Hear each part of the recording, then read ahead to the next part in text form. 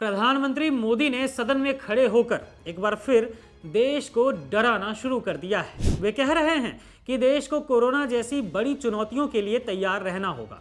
सुनिए जो उन्होंने कहा उसे। हम कोरोना के समय भी एकजुटता से ऐसी चुनौतियों का सामना कर चुके हैं। अब हमें फिर से उसी तरह तैयार रहने की आवश्यकता है। तो मोदी जी, क्या ये आने वाली किसी बड़ी तबाही का संकेत है या फिर अपनी विफलताओं को छिपाने का नया पैतरा आजमा लिया है आपने?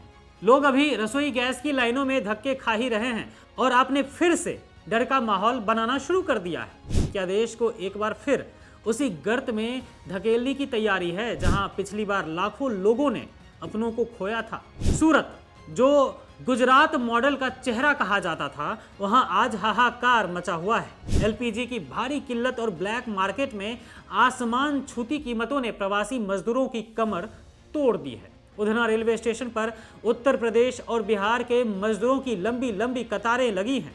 लोग अपना बोरिया बिस्तर, चूल्हा, बर्तन और बाल्टी समेटकर वापस अपने गांव की ओर भाग रहे हैं। मजदूरों का कहना है कि जब चूल्हा ही नहीं जलेगा, जब खाना ही नहीं बनेगा, तो हम शहर में रहकर क्या करेंगे? हकीकत तो यह है कि देश आज गलत हाथों में है, जहां भविष्य सुधारने की जगह सिर्फ और सिर्फ चुनौतियों का डर दिखाया जाता है। जो सरकार खुद को विश्वगुरु बताती थी, जो कहती थी कि दुनिया का युद्ध हम रुकवाएंगे, वो मोदी सरकार आज अपने घर का ऊर्जा संकट ठीक नहीं कर पा रही है।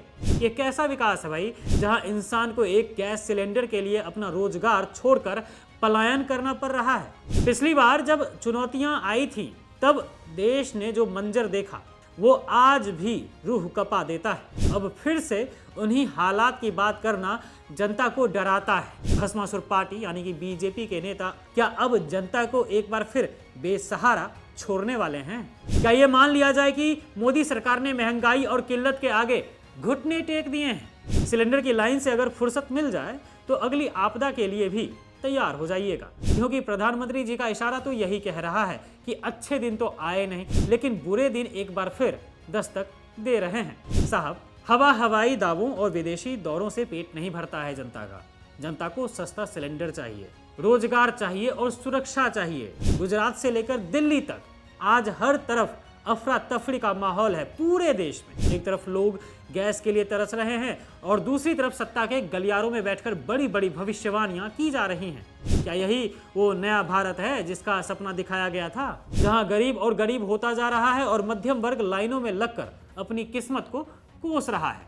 जवाब दीजिए मोदी जी, ये ऊर्जा संकट आपकी कूटनीति की नाकामी है या प्रबंधन का फेलियर? दुनिया को बचाने की बातें बाद में कीजिएगा, पहले सूरत के उन मजदूरों को बचा लीजिए जो आज दाने दाने को मोहताज होकर घर लौट रहे हैं। क्योंकि अगर जनता ही नहीं रहेगी तो आपका ये विश्वगुरु वाला ढोल किसके सामने बजेगा?